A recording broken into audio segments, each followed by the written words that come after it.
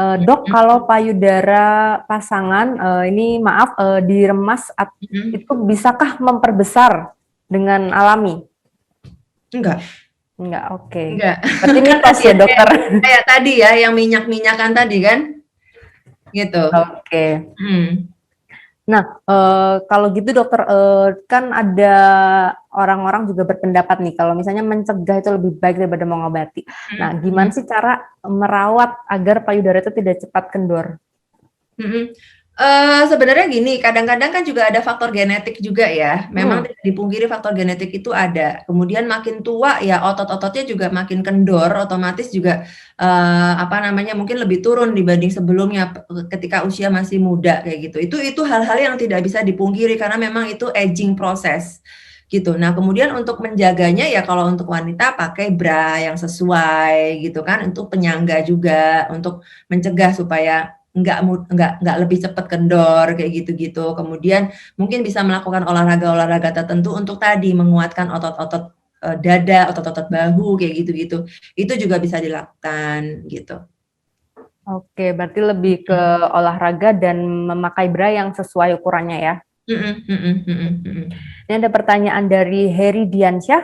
Saya pernah membaca zat filler yang disuntik sembarangan tanpa indikasi medis masuk ke pembuluh darah, menyebar ke pembuluh darah, jantung, dan paru, akhirnya menyebabkan kematian mendadak. Apakah benar seperti itu, dok?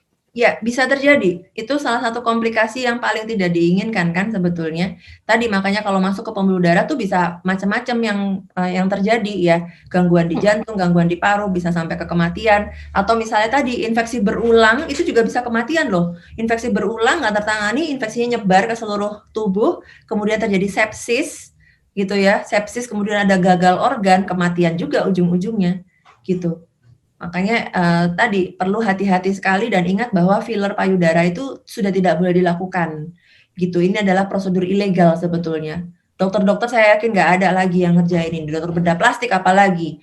Mereka paling gencar untuk edukasi tentang ini, gitu loh, bahwa ini adalah hal yang berbahaya. Kenapa? Ya karena dokter bedah plastik ini udah yang nanganin hari-hari yang kena efek samping ini larinya ke dokter bedah plastik. Saya nih bagian mengarahkan aja, wah ada komplikasi ke dokter bedah plastik. Karena kita nggak bisa nangani, dokter kulit nggak bisa nangani nih, harus ke dokter bedah plastik. Drainase absesnya, ngeluarin absesnya, bersihin, ngoretin semua sisa-sisa filler yang tadi dimasukin gitu ya, itu kerjaan dokter bedah plastik, gitu, spesialis bedah plastik. Oke, nah dokter, selain filler payudara ini berarti banyak sekali juga ya praktek-praktek di luar sana yang menawarkan jasa-jasa untuk memperindah tubuh. Nah, mungkin ada pesan dari dokter, apa saja sih yang perlu diwaspadai selain tawaran filler payudara yang Mhm ditawarkan oleh mhm pasaran? mhm. Ya, sekarang juga ada banyak sekali tawaran filler filler payudara, filler Oh, bokong, filler pantat ya, atau mm-mm. filler, area vulva, sebutannya mereka tuh nyebutnya filler Miss V, itu jangan dilakukan, itu bahaya. Atau filler penis, itu juga bahaya, jangan dilakukan, gitu. Karena banyak banget, tindakan-tindakan mengisi area kemaluan laki-laki ini masih ditawarkan sampai saat ini, gitu. Dulu banget itu silikon disuntikin di situ, akibatnya silikonoma tuh, harus bedah, ya, harus bedah, harus dikoretin, harus dibersihin semuanya. Sekarang marak lagi nih filler Mister V katanya gitu. Nah, itu jelas sangat-sangat berbahaya, jangan dikerjakan. Terima kasih sudah nonton. Jangan lupa like, subscribe, dan share ya.